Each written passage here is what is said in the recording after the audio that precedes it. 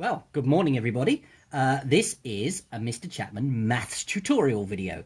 I've been asked to do a little bit of long division for a few people because we haven't done some in a long time in class, and it's one of the methods that really does cause people a few problems. It's quite a tricky one. So we're going to do a little floating hands video of some long division using this school pen, which I think must have come home in the pocket of many things at some point, but there we are, we'll use it anyway. So let's start with a simple calculation that we all know the answer to as an example. So if I was solving this as a short division, most people are happy with this, so let's have a look and see what we do.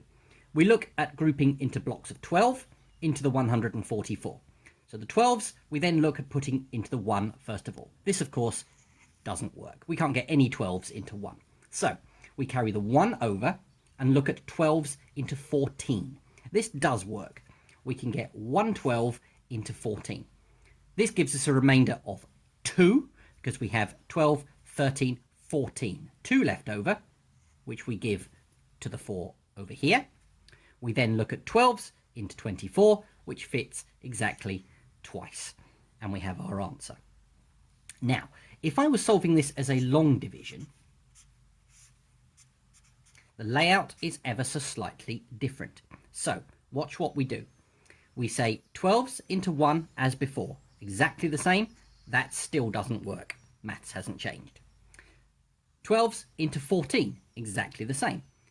This still goes once, but now instead of us knowing that the remainder of 2, what the long division method does for us is calculate our remainder. This is because when you're doing long division, you might be using very large numbers, so the remainder is not easy to count on your fingers. It might be in the 20s or 30s or the 100s sometimes. So what we do is this. We do a subtraction to calculate the remainder for us. We've been able to fit one lot of 12 into this 14. So we have to get rid of that one lot of 12. This is where we do the subtraction. The 14 that we used and the 12 that we fit in. So 4 take away 2 gives us 2, 1 take away 1 gives us nothing. Here is our remainder of 2, which was up here. Now in the short division method, we gave the remainder to the number because we knew what it was. In the long division method, rather than putting this 2 all the way back up here, we bring the 4 down to the remainder. So we've still got 24. I've just laid it out slightly differently. The 4 has come down to the remainder rather than the remainder going over to the 4. We then do exactly the same thing we did up here. 12s into 24. This fits exactly twice. 12, 24. If we want to show that we have completely finished this, we can do another subtraction to prove we have no remainder left. We used 2 lots of 12, which were 24. If we do the subtraction, we have no remainders left and the calculation is complete. Jump cut. Are we back now? We are. We're back. Good. Camera woman has pressed the right button this time. Excellent. Good stuff. Now, let's have a go at another one. So, I'm going to line that one off. We have got now this division here. Now, this is a nice one because we're moving into blocks of 25. We're dividing into blocks of 25. Now, this one over here, most of us, or if not, hopefully all of us will know our 12 times table. Do we know our 25 times table off by heart? Probably not. Is it easy to work out? Yes, it is. Because we need to work in blocks of 25, our 25 times table is useful. So I'm just going to jot a couple of them down. 25, 50, 75, 100, 125, 150, 175, 200, and so on. This helps us to work in blocks of 25. So let's do the calculation as a long division, exactly as we did before. 25s into the 8. Can we fit 25 into 8? No, we can't. Doesn't work. So the 8 goes over and we look at 25s into 87. Now this is where our times table comes in useful. We can go down this list and we can see how many lots of 25 we need before we get to 87. So 25, 50, 75, 100. We've gone too far.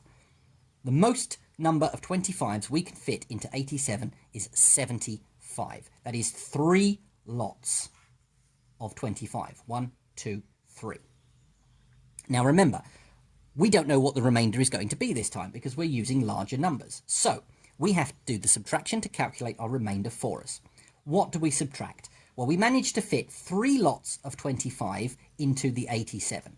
So the subtraction is those 3 lots of 3 lots of 25, which is 75.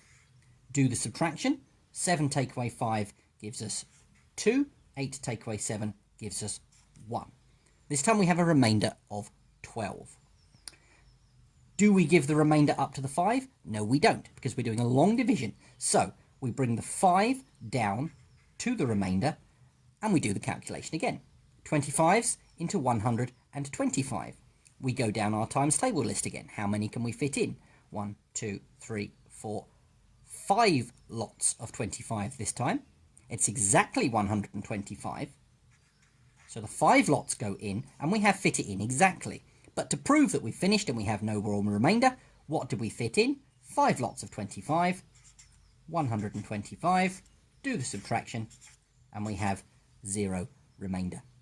Back again. Let's do one more like this, and then we'll look at something slightly different. So let's just rule that off. 16 and 400. Now, working in blocks of 16. Now, this is where some people find this again slightly tricky. The first one was blocks of 12. Second one was blocks of 25. Both of those are fairly easy to count in. When you're dealing in something like blocks of 16, it can be a little bit trickier to count in the times table. And sometimes that's the hardest part of this calculation, is getting that times table for the blocks that you are counting in. Once you've done that, the rest of the numbers fall into place quite nicely. So 16 times table, we can work this out. Add the 10, add the 6 gives us 32. Add the 10 is 42 and the 6 is 48. So 58 plus the 6 is 64. Plus the 10 to 74 and another 6 to 80. Plus the 10 to 90 to 96. And one more takes us to 112. And we'll see if that's enough for the moment. We might need to go further. We will see. So run the calculation as before. Blocks of 16 into the 4. Does it fit? No, it doesn't. So the 4 goes over to the 0. And we say 16s into 40. Now this does work. So we count down our times table again. How many can we fit into 40? Well, looking at this, we can only get down to 2 lots of 16. Because if we put 3 in, we've gone to 48, and that's too far. So 2 lots of 16 fit in nicely. How do we calculate our remainder? Well, we do our subtraction for the 2 lots of 16 that we have managed to fit in. In this case, it was 32. Do the subtraction. 0 take away 2. We need to exchange on this one.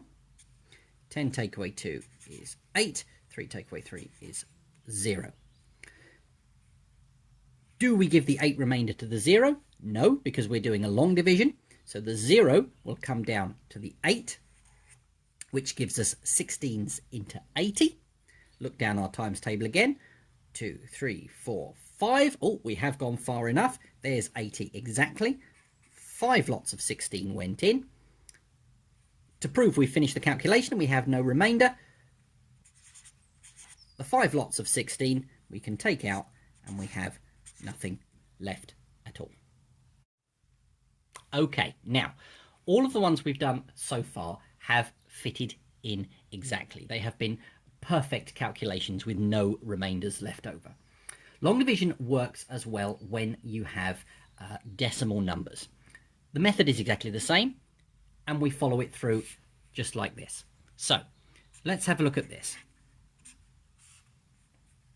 184.6. You zoom in on that a little bit, please. There we are. We can see that. There we are. So, 184.6 divided by 13. 13 times table, not too bad. Let's do that over here. 13 Double that to 26. Add another 13, it takes us to 39.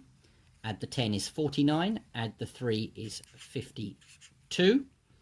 Add the 10 is 62, and the 3 is 65. We'll go one more. Add the 10 is 75, and the 3 is 78. Correct me if I get any of my numbers wrong, please, Mrs. Chapman. So, here's my times table, and here's my calculation. We work through the method as before. 13s into the 1 doesn't work. 13s into the 18. This does work. That's an easy one. It only fits in once. So what do we take away to calculate our remainder? One lot of the 13 that we did put in. Do the subtraction. 8 take away 3 takes us to 5. 1 take away 1 takes us to 0. So, same as before, bring the next number down to our remainder, and that gives us our next calculation. 13s into 54. Come back to our times table. 13, 26, 39, 52. Excellent. We get 4 lots of 13 in this time. 4 lots of 13 from our timetable were 52. I know lots of you are shouting at the screen, it's got a remainder of 2. I know, but we have to work the method through. 4 take 2 is 2. 5 take 5 is 0. Now, decimal point. We've got to the end of our ones column. We're going into our decimals. Decimal point simply goes up into the answer bar because we're continuing along. And the 6 comes down because that is the next number. Note, some people bring down the decimal point. Do not do that. The decimal point is only for the answer up here. This is not part of the decimal calculation. It stays where it is up here. So we then look at 13s into 26. Now I think if we look over here nicely, that fits precisely twice. To prove we finished, 2 lots of that 13 were 26, and we have nothing left. And this time we have ended up with a decimal answer because we have gone past the decimal point. It's as simple as that. Okay, last one for today. Now, what happens when we run out of numbers? Well, let's have a look at this one. So, we have 450.2 divided by 25. Now, I've used 25 again because it is a nice calculation that we can work with. It's a nice number. We've done the 25 times table before. I will just jot it down here just so we've got it for reference and we can look back at it if we need to. So, let's have a look. 25s into the 4. We know that doesn't work. 25s into 45, come down our times table. That's fairly obvious. It only fits in once. So how do we calculate our remainder? We do a 1 lot of 25, because that's what we did fit into the number. Do the subtraction. 5 take 5 is nothing. 4 take 2 is 2. We've got a 0 in the next column, so we bring down the 0, and we are looking at 25s into 200. All the way down here, how many was that? 1, 2, 3, 4, 5, 6, 7, 8 lots of, no, yes, 1, 2, 3, 4, 5, 6, yes, 8 lots. 8 lots of 25 fit into 200. So 8 lots of 25 is 200 exactly. Do the subtraction. Gives us nothing. But have we finished? No, we haven't. We've still got a number up here that we haven't done anything with. We have to put the decimal point up into the answer bar because we're moving into decimals. But we still need to bring this 2 down. We're not done yet. We can't just leave it where it is. So the 2 comes down. 25s into 2. Well, that doesn't work. We can't do it. What do we do now? We've run out of numbers. Not if we add a placeholder 0. Now, lots of you will remember this from in class. If we add a placeholder 0 to the end, we are not making this number any larger. We are simply giving it more digits that we can calculate with. This is a nice little mathematician's trick. 450.20 is exactly the same amount as 450.2. We are simply adding another digit with which we can use. So we can bring that down as well. 25s into 20. Still doesn't work. We still can't fit it in. What are we going to do?